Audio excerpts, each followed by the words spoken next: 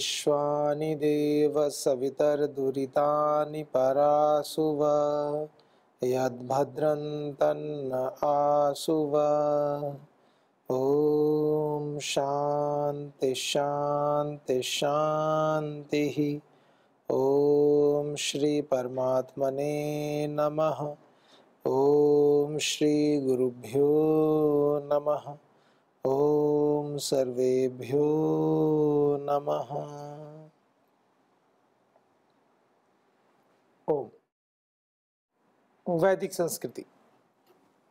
वैदिक संस्कृति के इस अंक में हम ब्रह्म यज्ञ से आगे देव यज्ञ की ओर, जो हमारी वैदिक संस्कृति है, जो एक विधान है मनुष्य मात्र के लिए किस जीवन को कैसे जीना चाहिए, उस प्रसंग में हम आगे बढ़ेंगे।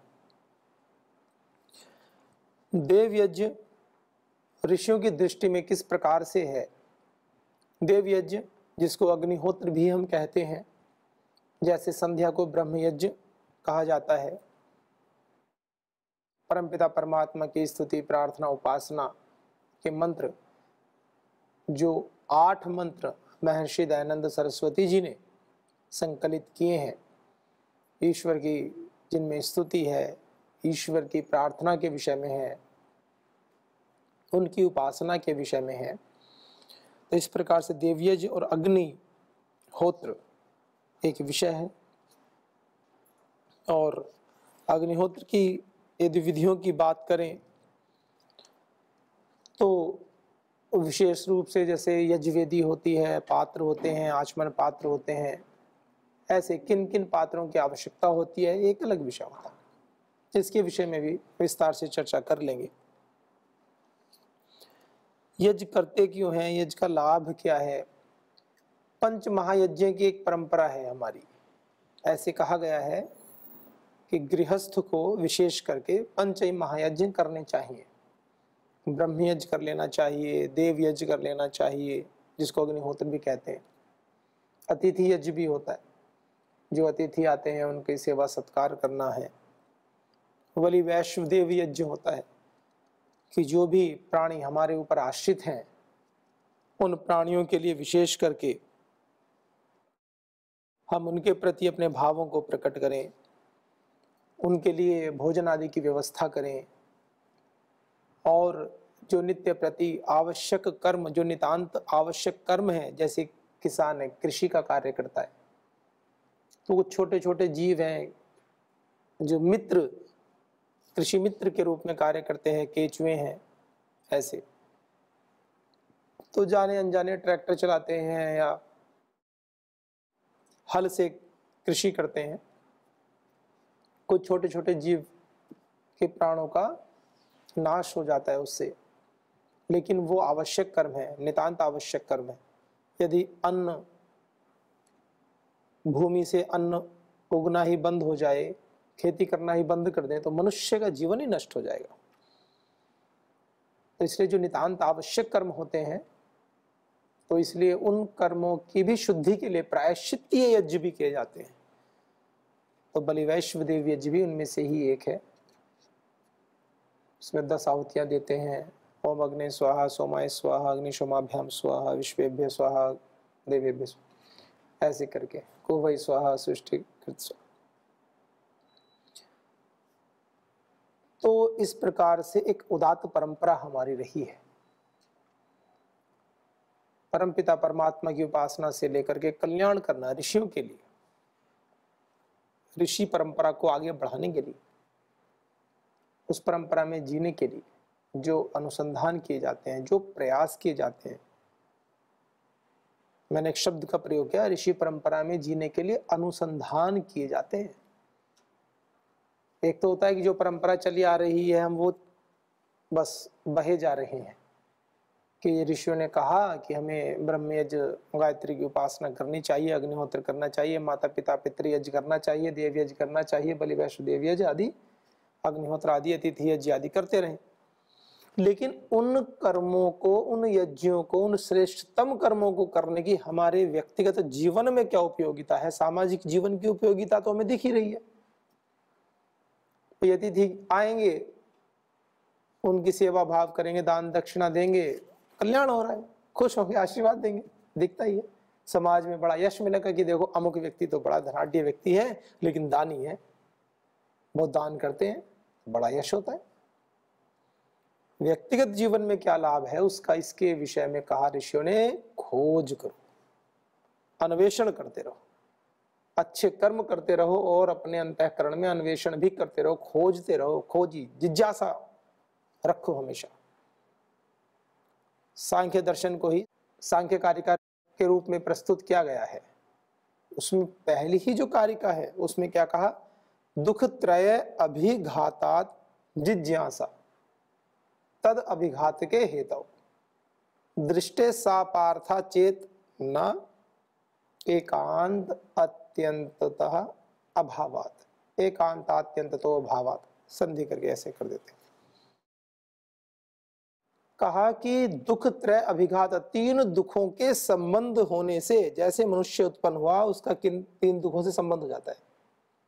दुख त्रय अभिघाता, तीन दुखों के संबंध होने से, तीन दुखों से पीड़ित होने से क्या होता है, तद अभिघात के, उस संबंध का विच्छेद करने के लिए, उस जिस पीड़ा से दुखी हैं उसका नाश करने के लिए तद अभिघात के हेतु, तो उस अभिघातक कारण को खोजते हैं। फिर तो उसके लिए मन में जिज्ञासा उत्पन्न होती है।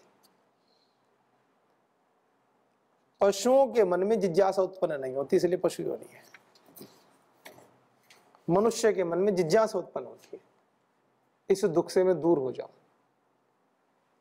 पशु को कितना भी भीषण कष्ट क्यों ना हो, वो कष्ट से बचने का प्रयास करेगा, कष्ट से बच गया तो उस विषय का चिंतन ही छोड़ देगा।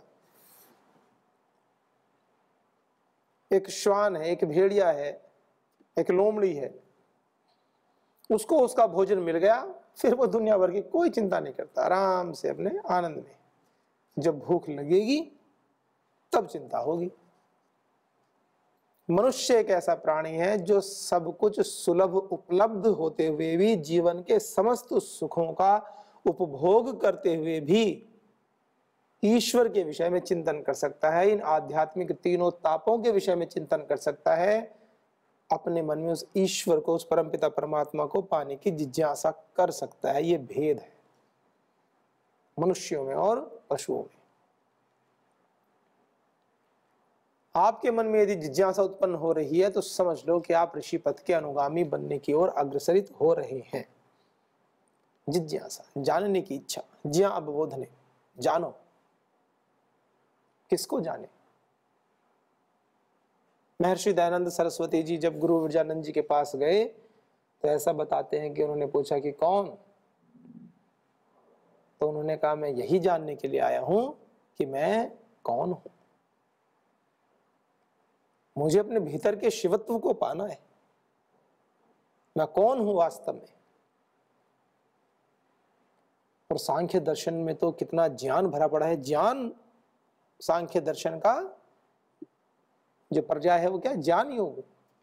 सांख्य योग को क्या कहते हैं? ज्ञान योग कहते हैं। सांख्य दर्शन क्या कहता है?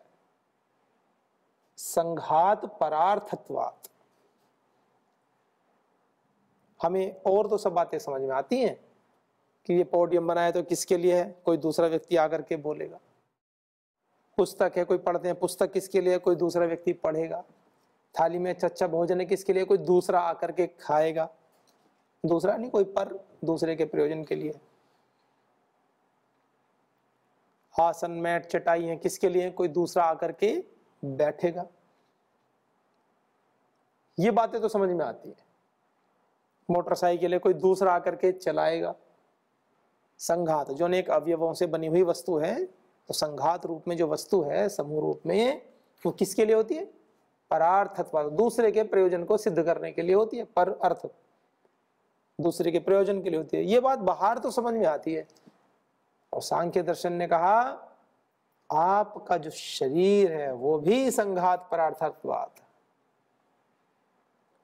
ये भी संघात परार्थत्व। ये भी जो शरीर बना हुआ है पांचों तन्मात्राओं से, शब्द, स्पर्श, रूप, रस, गंध, जो पांचों महाभूतों के संयोग से, स्थूल भूतों के संयोग से जो ये शरीर बना है, अग्नि, जल, वायु, आकाश और पृथ्वी, सांख्य दर्शन कहता है ये संघात भी परार्थत्वात् है, ये शरीर भी, बस यहाँ आके हमारा ज्ञान बंद हो जाता है। सब कुछ शरीर के लिए है, यहां तक तो ज्ञान ठीक है, यहां तक तो किसी को कोई सब बातें समझ में आ जाती हैं। इस दुनिया के समस्त भोग, समस्त ऐश्वर्य इस व्यक्ति के लिए बने हैं, सब कुछ सारे, यूं कहते हैं व्यक्ति की इच्छा के विषय में कहा कि संसार के समस्त भोग और ऐश्वर्य भी एक व्यक्ति की इच्छा को तृप्त नहीं कर सकता। कितने ही सारे भोग उत्पन्न हो जाए तो भी इच्छा ऐसी होती, इच्छा का कोई अंत नहीं होता, केवल ज्ञान से, संतोष से इच्छा को नियंत्रित किया जा सकता है और पूर्ण नियंत्रण होता है। तो भोगों को भोग करके तो नियंत्रण है नहीं। इस वैदिक दिनचर्या में आप सब एक भ्रमण की दिनचर्या करते हैं तो उसमें कितना सुंदर भर्तृहरि जी का श्लोक आता है, भोगान भुक्ता वयमेव भुक्ता, भोगान भुक्ता वयमेव भुक्ता। भोग नहीं हम भोग रहे हैं, हमें ऐसा लगता है कि हमने भोग लिए ना, वयमेव भुक्ता, तपो न तप्तम वयमेव तप्ता, ऐसे कहा गया। हम भोगों को भोग रहे हैं ऐसा नहीं होता, उल्टा भोग हमें भोग रहे होते हैं और हमारे मन में ऐसा लगा रहता है कि जो है हम भोगों को भोग रहे हैं, ऐसा नहीं है। भोगों के विषय में जो ये बात बताई जाती है, मनुष्य को यदि ये बात ठीक ठीक समझ में आ जाए, जीवन बड़ा विराट है, संघर्षशील भी है, लेकिन जीवन में एक सहज आनंद यदि आना शुरू हो जाए तो जीवन का संघर्ष धीरे धीरे आनंद में बदलने लगता है, जीवन का संघर्ष धीरे धीरे कम होने लगता है, जीवन जीने में एक सहज रस की प्राप्ति, अनुभूति होने लगती है। काल के विषय में कहते हैं कि जो सुख होता है, सुख में क्या करते हैं, ऐसे कहते हैं जी दिन कब बीत गया पता ही नहीं चला। कोई अच्छा मित्र मिल जाए, अच्छी पुस्तक पढ़ रहे हो, बहुत मन लग रहा हो, अत्यंत सुख मिल रहा हो, खेल रहे हो, सुख मिलता है बच्चों को, पता ही नहीं चलता समय कब निकल जाता है। अपने यहाँ देखते हैं सभी जगह की बात है, खेलते खेलते कब 1 घंटा निकल जाता है पता ही नहीं चलता है, फिर बुलाना पड़ता है कि आ जाओ समय हो गया, तब आ जाते हैं। उनको ये लगता है थोड़ा सा और खेल लें, कि अभी तो समय हुआ ही नहीं, पता चलता है 1 घंटा हो गया, 1.5 घंटा हो गया। आप सुखी हैं, कोई अच्छा कार्य कर रहे हैं, पता ही नहीं चलता है। मन में जब सुख की अनुभूति होती है तो सुख की अनुभूति से समय कम लगने लगता है, 2 घंटे भी ऐसे लगेंगे अरे तो 1 घंटा हुआ है। सुख क्या करता है, समय को कम कर देता है। और इसके विपरीत दुख क्या करता है, किसी के चोट लग जाए पैर में लग जाए, हाथ में लग जाए, किसी के ना लगे, एक बात बता रहे हैं, दर्द क्या होता है ये तो वही जानता है। पैरों का प्रयोग क्या, 1 कदम चलने में भी उसको पता चलेगा कि अरे कितना पुरुषार्थ करना पड़ता है। 30 मारती हो पैर में, हाथ में, चलते फिरते, कार्य करते हुए। डॉक्टर ने कहा कि विश्राम करना है, उसको पता है कि 1 दिन लेटना कितना भारी है, 1 दिन विश्राम करना कितना भारी है।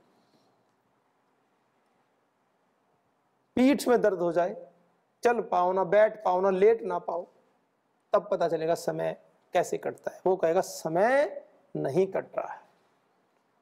बीमार व्यक्ति से पूछो समय क्या होता है, उसको पता होता है कि एक एक क्षण कैसे कटता है, एक एक क्षण। उसको लगता है कि एक एक क्षण एक एक युग के बराबर लगता है कि समय कितना लंबा है। बार बार सेकंडों में घड़ी देखता है और उसको ऐसे लगता है कि घड़ी की सुई तो आगे बढ़ ही नहीं रही है। हर 5 सेकंड में घड़ी देखेगा, कोई 4 पे आई भी तो 5 पे, अभी 6 पे, सेकंड की सुई भी उसको ऐसा लगती है जल्दी जल्दी क्यों नहीं टाइम कट रहा है। ये दुख है। सुख समय की सीमा को कम कर देता है और दुख समय की सीमा को बढ़ा देता है और आनंद समय को 0 कर देता है। ये अल्टीमेट है। आनंद में समय समाप्त हो जाता है, समय ही नहीं होता। ये आनंद है, ये ईश्वर का स्वरूप है, कालातीत बात है। अत्यंत आनंद में जब हम होते हैं तो समय ही समाप्त हो जाता है। अत्यंत आनंद में कब होते हैं? जब चित्त की स्थिति एकदम शांत और निर्मल होती है। कभी ध्यान साधना में बैठते हैं, सोने वाली बात नहीं कर रहा हूं कि आंखें बंद करके सोए, आंख खुली तो लगा कि अरे बहुत अच्छा आनंद आया। साधक, उच्च कोटि के जो साधक हैं, जो पूर्ण पवित्रता से अपने अनुष्ठानों को करते हैं, शांत बैठते हैं, आंखें बंद करके समाधिस्थ होते हैं, उस परमपिता परमात्मा के आनंद में जाते हैं, तो जैसे आंख बंद की थी और आंखें खोलते हैं तो समय कितना भी क्यों ना हो जाए, उनको ऐसा लगता है कि जस्ट आंखें बंद ही तो की थी, अभी समय का बोध ही नहीं होता। इस स्थिति को आप समाधि सुषुप्ति मोक्षेषु ब्रह्म रूपता ऐसे कहा है। सुषुप्ति अवस्था से समझ सकते हो इसको, क्योंकि समाधि लगाना कहोगे जी सब समाधि लगेगी तब आनंद को समझेंगे, ऐसा नहीं। निद्रा में भी, गाढ़ निद्रा, बेचैनी वाली निद्रा नहीं, करवटे बदल रहे हैं, नींद आ नहीं रही है, बार बार आंखें खुल रही हैं, स्वप्न आ रहे हैं, ये कोई निद्रा नहीं। ब्रह्मचारियों की जो निद्रा होती है, योगियों की जो निद्रा होती है, जो व्यक्ति पूर्ण प्रामाणिकता के साथ पुरुषार्थ करते हैं, उनकी जो निद्रा होती है, बिल्कुल थक करके चूर हो जाते हैं पूरा दिन कार्य करके, और शाम को जब सोते हैं आंखें बंद करते हैं और आंखें खोलते हैं तो आंखें बंद करते समय टाइम 10 बज रहे होते हैं और आंखें खोलते हुए 4 बज रहे होते हैं।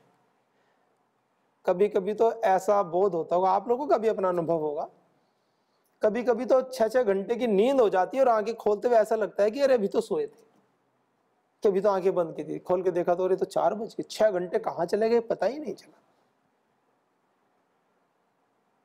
आनंद से, ऊर्जा से भर जाते हैं, ईश्वर के आनंद से।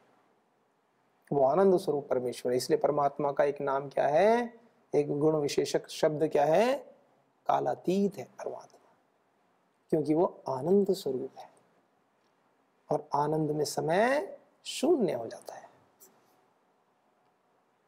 आनंद हमारी थकावट को भी दूर कर देता है, हमारे बुरे विचारों को, चिंतन को भी दूर कर देता है। शांत चित्त होकर के सोते हैं, शरीर को शिथिल करके सोते हैं, थक भी रहे हो तो भी एक नई ऊर्जा, नव ऊर्जा का संचार हमारे संपूर्ण शरीर में रहता है।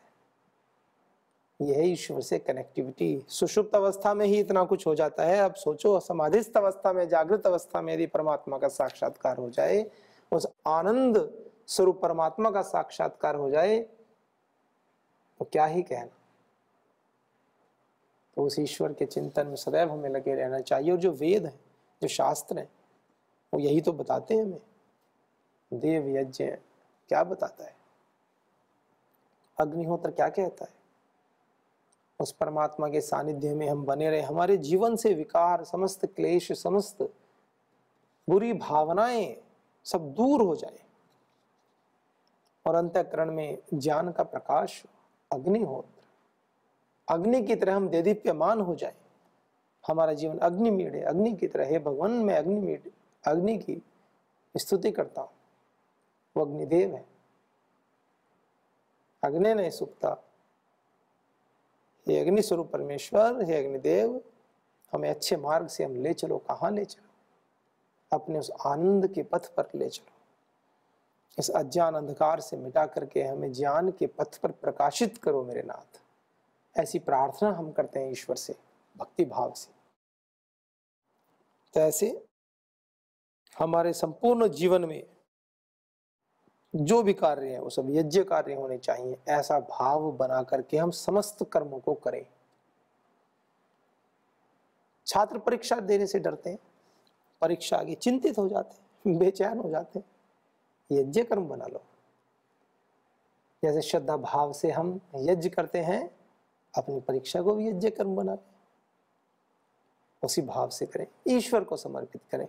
पर ईश्वर को जैसे हम पूजा पाठ करते हैं, नहा धो करके अत्यंत पवित्र हृदय से, कोई मन में बुरी बात बुरे विचार नहीं लाते, अत्यंत शुचिता के साथ में ईश्वर की ध्यान संध्या उपासना यज्ञ आदि करते हैं, ऐसे ही जब हम परीक्षा आदि देते हैं तो परीक्षा में भी उसी भाव से, मनोभाव से करें, अच्छे से पढ़ाई करें, बहुत धैर्य से, शांति से। कोई विषय क्लिष्ट भी क्यों ना हो, किसी विषय का अधिगम ठीक नहीं हो रहा हो, समझ में कम आ रहा हो, अब परीक्षा सिर पे आ गई एकदम, मान लीजिए कल ही, अब आप ऐसे विषयों को पढ़ने लगोगे जो आज तक कभी पढ़े नहीं आपने, खाली समय में, क्लिष्ट है, समझ में कम आते हैं और उन्हीं पे ध्यान लगा रहे हैं, तो जो याद है वो भी भूल जाओगे। तो ऐसे समय में जो विषय हमें अच्छे से आते हैं उनकी तैयारी करो, और कभी आपको ऐसा लगता भी है कि उन विषयों को पढ़ना भी है तो अत्यंत शांति से, शांत चित्त होकर के, जैसे ईश्वर की पूजा कर रहे हो, बहुत शांत चित्त होकर के इस भाव से पढ़ोगे, पढ़ रहे हैं, अच्छा जितना पढ़ लो ठीक है, उसमें विचलन क्या, फिर तैयारी करते, फिर 6 महीने पहले से करते, जब इतना ही यदि इतना ही अब याद आ रही है पढ़ने की, तो 6 महीने क्यों भूल की। तो वर्तमान में अच्छे से करो और आगे का संकल्प ले लो कि भविष्य में हम बहुत अच्छे से तैयारी करेंगे इस संकल्प के साथ में, और ईश्वर मदद करते हैं। यदि सच्चा संकल्प है तो पता चले परीक्षा खत्म, संकल्प समाप्त, ऐसा नहीं होना चाहिए। प्रतिदिन हम करें, उन विषयों को चुन लें कि कहाँ कहाँ ये टॉपिक कठिन है, उनको रोज देखें ताकि वो सरल हो जाएंगे। जैसे परीक्षा के विषय में बात है, ऐसे ईश्वर के विषय में बात है। जहां जहां जो चीजें कठिन है हमारे आचरण में, हमारे व्यवहार में, हमारे जीवन में, उन पर रोज ध्यान दें तो धीरे धीरे वो दूर हो जाएंगे। और एक और साधना की पद्धति है कि उन पर बिल्कुल ध्यान ना दें। एक और दूसरी पद्धति साधना की है कि जीवन में जो विकार है, जो बुराइयां आपको लग रहा है कि दूर नहीं हो रही, तो उसको बिल्कुल ही ध्यान ना दें, उसकी बिल्कुल ही उपेक्षा कर दें, उसके बारे में सोचे ही ना, अच्छे गुणों में जीना शुरू कर दें। तो धीरे धीरे हम जिसकी उपेक्षा करते हैं वो अपने आप ही हट जाती है। पर ध्यान रखें, उपेक्षा 10% 20% नहीं करनी कि 10% उपेक्षा के लिए 20% करिए, 80% उसका प्रश्य दे दिया ना, 100%। तो जीवन को टुकड़ों में नहीं जीना, जो कार्य नहीं करना तो 100% करना ही नहीं है, उसमें 99.99 का विषय नहीं है। आपको दिख गया दुर्गुण है, ये बुरा विचार है, इसके विषय में सोच सोच करके परेशान होने से अच्छा इसको सोचना बंद कर देना, तो बिल्कुल बंद कर दो ना, उसको सोचो ही मत, क्या हुआ क्या हुआ क्या होगा, समाप्त, निकाल दो। कहीं कांटा लग जाता है तो क्या उस कांटे को सेव करके रखते हैं क्या? तुरंत आएंगे, सुई खोजेंगे, डॉक्टर के पास जाएंगे, नहीं मिलेगा तो कुछ ना कुछ उपक्रम करेंगे, जब तक वो कांटा निकलेगा नहीं चैन से नहीं बैठते। और अपने जीवन को कांटे की झाड़ियों में ही फेंक रखा है पूरा। जैसे किसी छोटे से बच्चे को कांटों की झाड़ियों में फेंक कर बच्चा लहूलुहान, कांटे सारे शरीर में उसके घुसे हुए। हमारी स्थिति भी कमोवेश वैसी ही है। इतने विकार, इतने गलत विचार, इतने गलत अभ्यास, शरीर पूरा लहूलुहान हो रखा है, लेकिन मोह का ऐसा चक्कर है कि बस छूटता ही नहीं। ऐसे कहते, एक व्यक्ति डाल पे बैठा, वृक्ष की डाल पे लटक रहा है और नीचे नदी में मगरमच्छ मुंह खोल करके खड़ा है, कब ये डाल छूटे और कब मैं इस व्यक्ति को खा जाऊं। नीचे देखा तो मगरमच्छ को देख के उसके मन में भय उत्पन्न हो रहा है। जिस डाल को पकड़ कर लटका हुआ है वो डाल भी टूटने वाली है। एक कुम्हार उस डाल को काट रहा है, पता ना किस क्षण वो डाल टूट जाए, और टूटते ही वो व्यक्ति सीधे नदी में मगरमच्छ के मुंह में जाके गिरे। और इतने से ही संतोष नहीं था, ऊपर से काला भयंकर नाग, विशाला सर्प धीरे धीरे उस डाल पे चढ़कर आगे की ओर आ रहा है, जहां उसने पकड़कर लटका हुआ वहां आ रहा है, क्रोध में एकदम भयंकर सर्प डसने के लिए। और इन सबको देख करके उसने आंखें बंद कर ली, और जहां वो लटका हुआ था उसके ऊपर एक शहद का छत्ता लगा हुआ था, वहां पर एक किसी पक्षी ने चोंच मार दी तो वहां से शहद की एक एक बूंद टपक रही थी और उसने डर के मारे आंख बंद कर ली और ऐसे मुंह किया तो मुंह में शहद की बूंदें गिरी उसके, और बस वो नीचे मगरमच्छ को भी भूल गया और उस भयंकर सांप को भी भूल गया और उस शहद के आनंद में मग्न हो गया। ये है हम, ये हमारी स्थिति। कालिया नाग की तरह काले विषैले सर्प की भांति ये समय निकलता जा रहा है, पता नहीं कब डस ले आकर के। जीवन का कुछ भरोसा नहीं है। जरा सी भी अनियमितता हुई, जरा सी भी अजागरूकता हुई, थोड़ी सी भी गलती हुई, हाथ वृक्ष की शाखा से छूटे काल के गर्त में समा जाएंगे। लेकिन बाहर मनुष्य अज्ञान उस शहद के आनंद में लगा है, सब कुछ भुला करके। जो वैदिक जीवन है वो हमें सिखाता है कि मनुष्य को यथार्थ बोध सिखाता है, यथार्थ बोध सिखाता है। तो वो यथार्थ बोध कहाँ से उत्पन्न होता है? जब हम अपनी संस्कृति का अनुसरण करते हैं, संस्कृति में जीते हैं, ऋषियों के अनुकूल आचरण करते हैं, ऋषियों के बताए पथ पर चलते हैं, वेदानुकूल जीवन जीते हैं, शास्त्रों के अनुसार जीते हैं, गुरु आज्ञा में जीते हैं। परम श्रद्धेय श्री स्वामी जी महाराज और परम श्रद्धेय आचार्य श्री जी जो बार बार हमें बोलते हैं, बार बार हमें सिखाते हैं, एक एक शब्द उस पर हम ध्यान करें, चिंतन करें, निधिध्यासन करें। चिंतन मनन और निधिध्यासन की हमारी परंपरा है, उसका हम पूरा ध्यान रखें। इन भावनाओं के साथ में, इस प्रकार के वेद मंत्रों के भावों के साथ में हम अपनी दिनचर्या को आगे बढ़ाएं। ब्रह्म यज्ञ और अग्निहोत्र के साथ में आगे के मंत्रों को अगले भाग में लेंगे। तब तक के लिए ओम शांति शांति शांति। ओम श्री परमात्मने नमः। ओम श्री गुरुभ्यो नमः। ओम सर्वेभ्यो नमः।